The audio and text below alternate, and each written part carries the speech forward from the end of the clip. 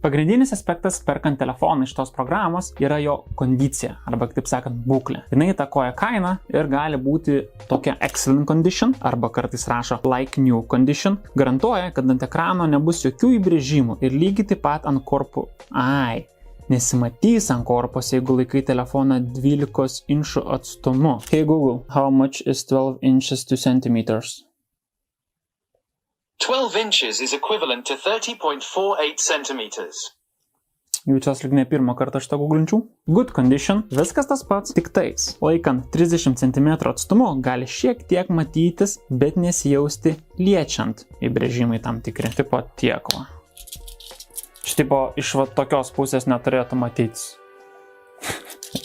Ir paskutinis yra acceptable condition, kas jau turės smulkių įbrėžimų ant stiklo, bet ne tokių, kurie matosi įjungus ekraną. O telefono korpuso įbrėžimai jau aiškiai matysis laikant 30 cm atstumu. Rekomenduočiau net nežiūrėti šitą būklę, o tik tai pačias aukščiausias. Tai yra excellent condition arba like new.